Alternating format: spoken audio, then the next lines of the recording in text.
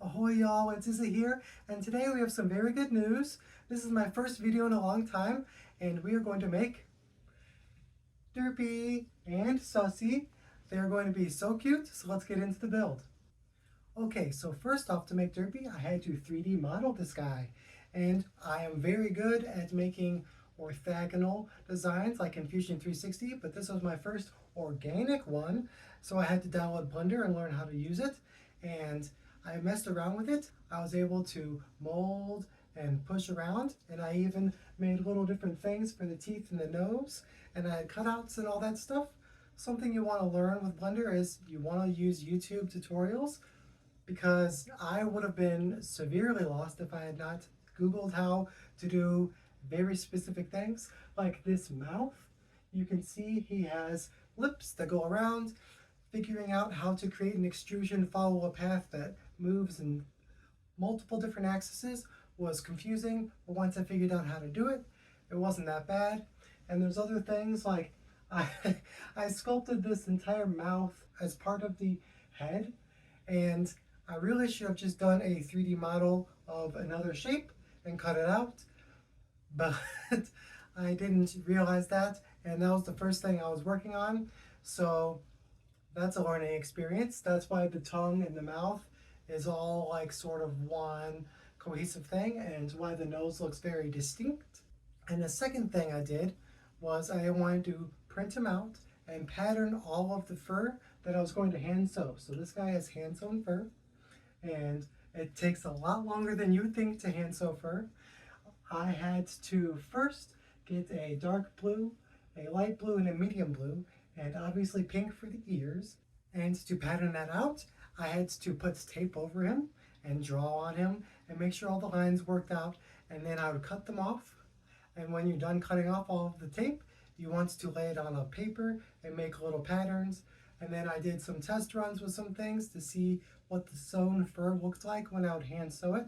And I just did a standard stitch where you go around and pull through and tighten, and it took 6,000 years to do it. So I had him all hand sewn up, and once all the fur is done, you want to make sure it's ready to be glued to. So I used hot glue to attach the fur to it, but I want to make sure first that all of this is painted, right? You want to make sure his mouth and teeth have paint on so you don't get paint on the fur. I wanted to make sure I had the eyes done, and so we have to do an aside for the eyes. So the eyes, you can see, his eyes have very good metallic views to them, right? They look very shiny, and you can actually see through them. And it is a very specific technique that I came up with myself. So you know those masks that they had from COVID times, the little face shields? I took some plastic from that because it's pliable and flexible but still holds its shape. I took some gold mylar from a gold mylar balloon, and that's actually some mylar balloons you can see through, right? So I took some Mod Podge and I squeegeed it out. I kept on squeegeeing it until it dried without any wrinkles on it. You want to keep on going at it. I used a hard, non-scratching surface, like the edge of a very smooth pin, to roll it out, and that made it so it had a very good, smooth contact, and the glue dried clear. You can see through the sheet, but it also looks very metallic and shiny. So then I cut it out to the shape of the eye, and I used alcohol markers. I don't know if it was a mistake or not, but when you use alcohol markers on fabric, on paper, on stuff that has an absorbency to it, it blends very well. Alcohol markers are spectacular, but when you have a surface that is smooth and has no pores to it, the alcohol doesn't blend at all, and it sort of just wipes itself off when you apply the next color and the next layer, which is sort of not beneficial to wanting to blend the colors of the oranges and the reds and all that. But I did get it to work. After I did that, I had some bauble ornaments, the plastic ones that you can just buy like a 12 pack, and I cut it out to the 3D shape of the inside of the face, hot glued everything together so that way everything's all encapsulated. It's one little eyepiece. There's nothing that can like take the film off of the back of the plastic because it's all encapsulated. And then I glued those into the eyes. So after you're done making the eye, the next order of operations is fur shaving. So I wanted to shave this fur with one of those animal shavers, but I'm broke and I had an old beard trimmer that was one of my brother's from a long time ago that has broken teeth on it. And I actually got it to work, but I did like 2 million passes for each thing. So this is like a really close thing. And in the back, it has a little bit thicker fur. So I shaved it with that. And you really just want to be detail oriented on how you shave the whole thing. Make sure it doesn't look ratty tatty, and then it looks good, right? So after you do that, the next step is hot gluing it on. You don't want to use other glues for some other reasons. You can Google that yourself. I don't want to get into it. But I used hot glue. At the beginning of me making this, I asked some of my friends that professionally make fursuits some tips and tricks or processes that they would do for some things. I followed some, didn't follow others, came up with some of my own. But that was something that I probably should have asked what order you glue things in, because when I first started, I glued around the eye socket on this guy, and that made it show it looked really good and really nice around the eyes. But then I realized I didn't have a way to reach glue on the inside of his head. There's like no way to reach around that. After I did one eye, I realized that I thankfully had enough room to like squidge his skin up.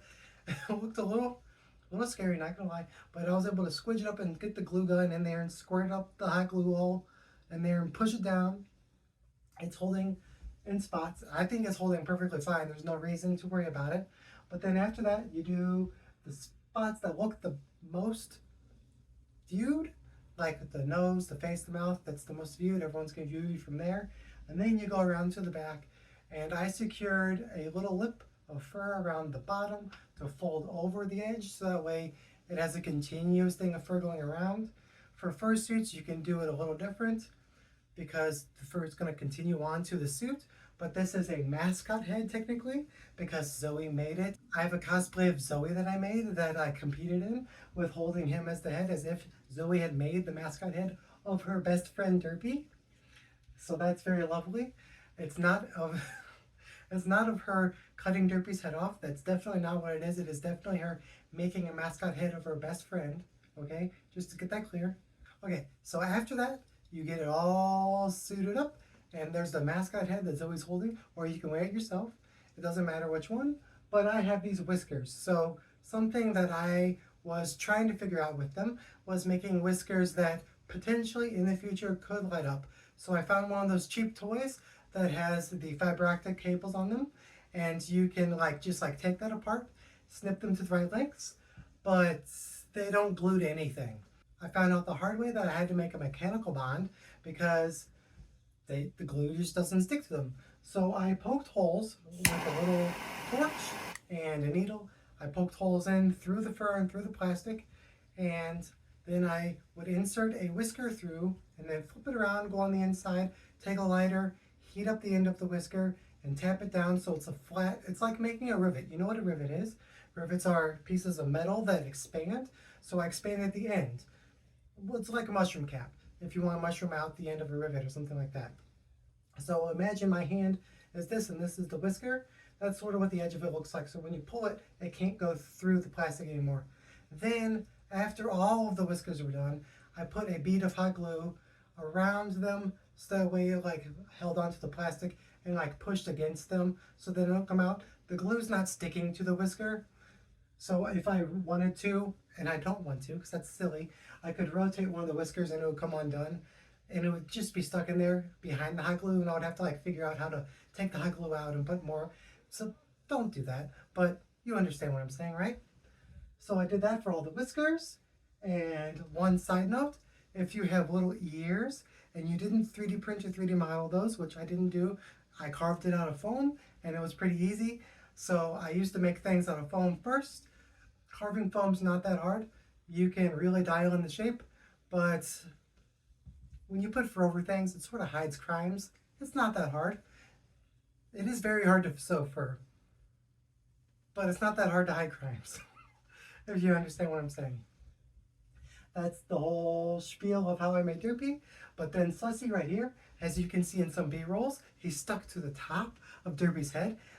which is really cool. Before I got on to the first step, I went in and just took a little magnet, cut a little hole in the plastic, because the plastic I printed in was obviously 2 layers. That's how most plastic is. And the infill was such that I didn't have to cut too much infill out. And just glued the magnet in. So thank you so much for watching this video. I hope Derpy has inspired you to go out and make something. If you want to support me, you can subscribe to the channel. It really helps out. And with all that said, thank you so much, and I hope to see you in the next video. Thanks, bye!